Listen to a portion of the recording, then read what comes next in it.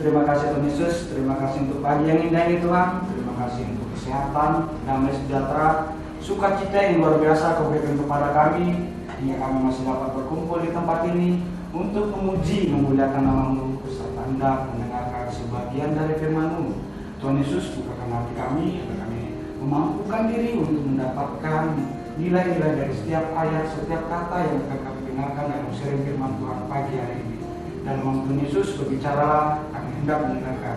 Haleluya, amin. Oke, untuk pagi ini sharing firman saya akan membawakan judul khotbahnya yaitulah hikmat yang benar, sesuai dengan pembacaan kita yang ada di di 1 Korintus 2 ayat 1 sampai 16. Jadi agak beda memang. Jadi ya saya mengambilnya dari situ sesuai bacaan kita pada hari Minggu yang saya lihat di jadwal ibadah. Jadi saya mengambilnya. Jadi judul khotbahnya adalah hikmat yang benar. Hikmat, kata hikmat ini mungkin sering kita dengar ya saudara ya. Hikmat, apalagi ketika kita berdoa untuk seseorang. Kita ingin selalu mendoakan seseorang untuk mendapatkan hikmat, untuk memberikan agar Tuhan memberikan hikmat kepada dia gitu. Apalagi kepada pemimpin-pemimpin kita, agar pemimpin kita mendapatkan hikmat. Nah, di sharing firman pagi ini kita akan mengambil dari 1 Korintus 2 ayat 1 sampai 16. Alangkah baiknya kita baca dulu ya sama-sama saudara ya. Tadi kan kita belum baca. Oke, 1 Korintus 2 ayat 1 sampai 16. Kita akan baca secara bergantian. Saya baca ayat 1, saudara baca ayat 2-nya ya. Oke, demikianlah pula ketika aku datang kepadamu, saudara-saudara, aku tidak datang dengan kata-kata yang indah atau dengan hikmat untuk menyampaikan kesaksian Allah kepada kamu. Sebab aku telah memutuskan untuk tidak mengetahui apa-apa di antara kamu selain Yesus Kristus, yaitu Dia yang disalibkan. Aku juga telah datang kepadamu dalam kelemahan dan dengan sangat takut dan gentar. Banyak kata engkau memerintah untuk tidak disampaikan dengan kata-kata hikmat yang meyakinkan, tetapi dengan keyakinan akan kekuatan Roh. Supaya iman kamu jangan bergantung pada hikmat manusia, tetapi pada kekuatan Allah. Sungguh demikian kami memberitakan hikmat di kalangan mereka yang telah, yaitu hikmat yang bukan dari dunia ini, dan yang bukan dari penguasa-penguasa dunia ini, yaitu penguasa-penguasa yang akan ditiadakan. Tetapi yang kami beritakan ialah hikmat Allah yang tersembunyi dan rahasia, yang sebelum dunia dijadikan, telah disediakan Allah bagi kemuliaan kita. Tidak ada dari penguasa dunia ini yang mengenalnya, sebab kalau sekiranya mereka mengenalnya, mereka tidak akan menjadikan Tuhan yang mulia. Tetapi seperti ada tertulis, apa yang tidak pernah dilihat oleh mata dan tidak pernah didengar oleh telinga dan yang tidak pernah timbul di dalam hati manusia, semua yang disediakan Allah untuk mereka yang mengasihi Dia. Karena pada kita Allah telah menyatakannya oleh Roh, sebab Roh menyelidiki segala sesuatu, bahkan hal-hal yang tersembunyi di dalam diri Allah. Siapa gerangan di antara manusia yang tahu apa yang terdapat di dalam diri manusia selain roh manusia sendiri yang ada di dalam dia? Demikian pula lah tidak ada orang yang tahu apa yang terdapat di dalam diri Allah selain roh Allah. Kita tidak menerima roh dunia, tetapi roh yang berasal dari Allah, supaya kita tahu apa yang dikaruniakan Allah pada kita. Kita tidak menerima roh dunia, dan karena kami menafsirkan hal-hal rohani kepada mereka yang mempunyai roh, kami berkata-kata tentang karunia-karunia Allah dengan perkataan yang bukan diajarkan kepada kami oleh hikmat manusia, tetapi oleh roh. Tetapi manusia tidak menerima apa yang berasal dari roh Allah, karena hal itu baginya adalah suatu kebodohan, dan dia tidak dapat memahaminya, sebab hal itu hanya dapat dinilai secara rohani. Tetapi manusia rohani menilai segala sesuatu, tetapi ia sendiri tidak dinilai oleh orang lain. Sebab siapakah yang mengetahui pikiran Tuhan sehingga ia dapat menasihati dia, tetapi kami memiliki pikiran Kristus. Oke, nah di sini kita bisa lihat bagaimana di perikop ini sesuai dengan judul khotbah saya juga, hikmat yang benar. Tapi sebelumnya kita harus ketahui dulu saudara, apa sebenarnya yang terjadi dalam masa itu. Nah, di pasal sebelumnya di 1 Korintus 1 ayat 12, di 1 Korintus 1 ayat 12, di mana boleh kita baca sama saudaraku. Yang aku maksudkan ialah bahwa kamu masing-masing berkata, aku dari golongan Paulus, atau aku dari golongan Apolos, atau aku dari golongan Kefas, atau aku dari golongan Kristus. Nah, di sini bisa kita lihat bagaimana kejadian sesungguhnya yang terjadi pada saat itu saudaraku. Rasul Paulus menuliskan nasihat kepada jemaat di Korintus yang pada saat itu sedang mengalami perpecahan. Mereka berselisih satu dengan yang lain dengan mengkotak-kotakan diri, mengklasifikasikan diri kepada suatu golongan, baik golongan dari Apolos, Kefas, dan atau golongan dari Paulus. Nah, perbedaan pandangan yang Paulus temukan inilah yang mempengaruhi Paulus untuk menasehati jemaat-jemaat Korintus yang ada pada saat itu. Jemaat Korintus itu orang-orang yang Yunani ya saudaraku. Kita tahu orang Yunani itu orang-orang yang kita bisa lihat ada Aristoteles dan dewa-dewa mereka pada masa lalu yang mempengaruhi peradaban pada masa itu, yaitu dewa-dewa Zeus, dewa 19 juga ya? Enggak ya?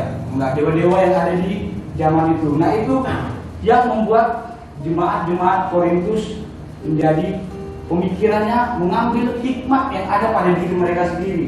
Mereka merasa punya kemampuan kepada pemikiran mereka sendiri. Nah, inilah yang menyebabkan Rasul Paulus ingin menegaskan bahwa hikmat manusia itu bukan yang ada pada manusia, tetapi ada pada Allah. Nah, ada dua hal yang akan kita pelajari saudaraku tentang hikmat yang benar.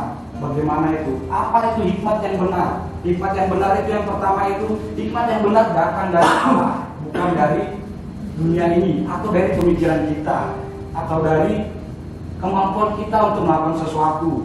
Ya, dari manusia juga itu ya. Kita bisa lihat di ayat 7 ayat 8 tadi, di 1 Korintus 2 ayat 7 sampai 8.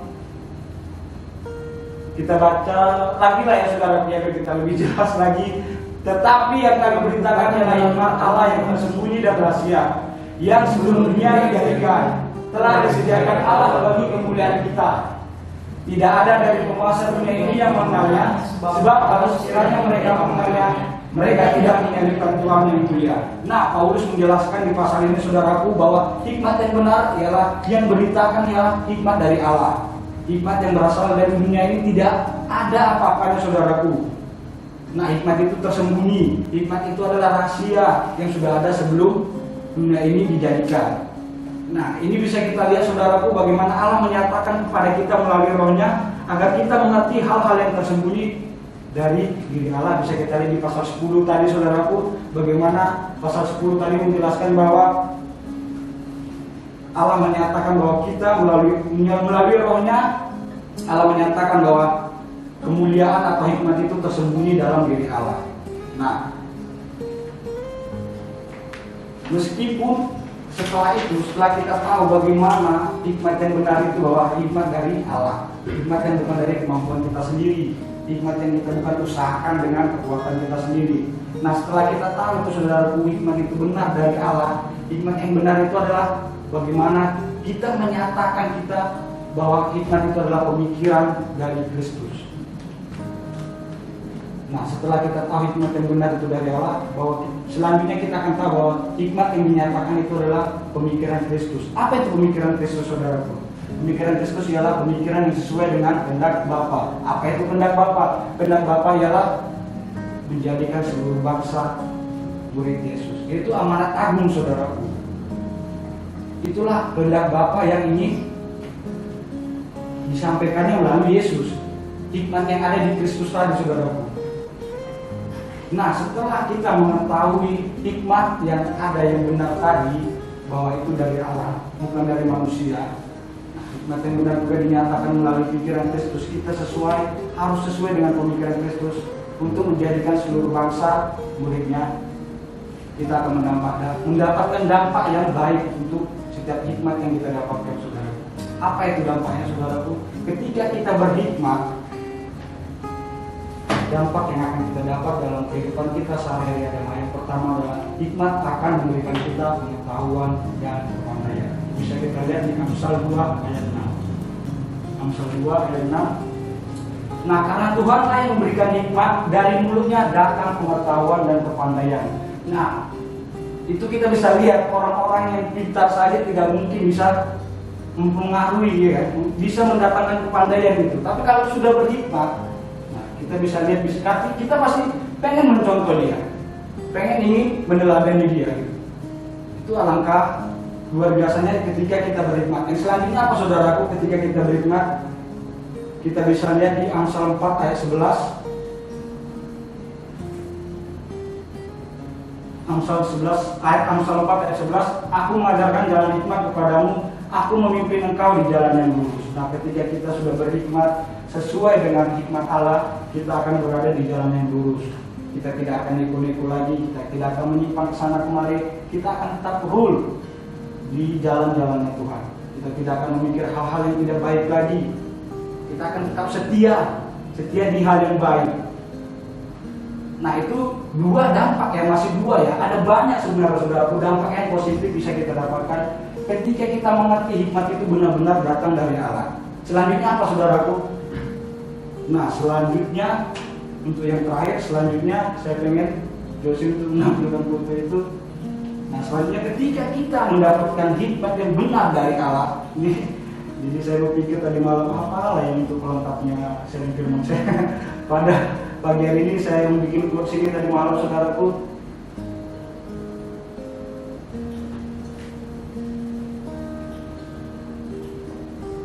Nah, ini suatu quotes yang tadi malam saya bikin, bagaimana tentang hikmat. Dan ketika kita berhikmat kepada Allah, hikmat yang datang dari Allah, saya memfilosofikannya pada kopi gitu. Saya bacakan, sebelum tidur aku selalu menghitung butiran kopi yang dituang dalam cangkir sepanjang hari, menelusuri pahit manis yang terjadi, nikmatku bersyukur, sakitku ingat kasih setianya. Nah, saya ambil ayat itu dari Ayub 12 ayat 13. Tetapi pada Allah lah hikmat dan kekuatan, dialah yang mempunyai pertimbangan dan pengertian. Nah, ketika kita mempunyai hikmat yang ada daripada Allah, kita akan mensyukuri kehidupan kita akan mempunyai pertimbangan dalam kehidupan kita, dan kita akan mempunyai kekuatan ketika kita dalam kesakitan atau dalam kesesakan. Nah, itu saya ambil suatu filosofi dari kopi tadi, dan saya ambil ayat itu tadi. Ketika kita berhikmat, kita mencoba menetralisir keadaan ketika kita dalam kesusahan atau dalam ketidakmampuan dengan kemampuan kita sendiri. Jadi kita berhikmat yang dari Allah. Nah, intinya, saudaraku, hikmat yang daripada Allah adalah merupakan untuk kita mengetahui jalan-jalan Tuhan.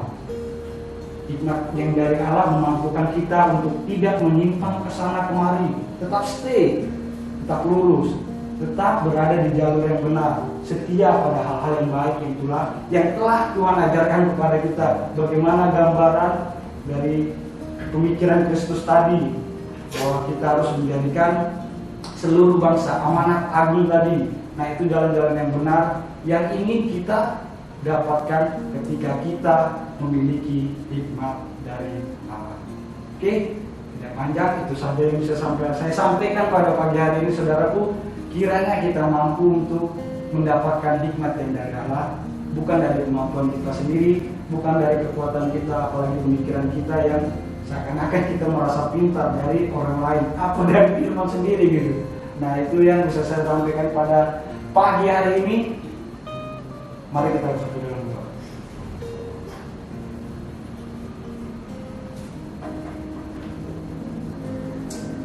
Terima kasih Tuhan Yesus, terima kasih Bapa, terima kasih untuk setiap kata yang keluar dari hamba-Mu Tuhan. Kiranya Engkau membuat kami lebih mengerti tentang hikmat yang daripada-Mu Tuhan, agar kami lebih mengerti lagi bagaimana apa yang hendak kami lakukan ke depannya sesuai dengan rencana dan kehendak-Mu. Terima kasih Tuhan untuk firman pada pagi hari ini. hamba mengakui jauh dari sempurna, tapi kiranya Engkau memampukan kami untuk menerima di hati kami masing-masing. Dalam nama Tuhan Yesus kami sudah berdoa dan mengucap syukur. Amin.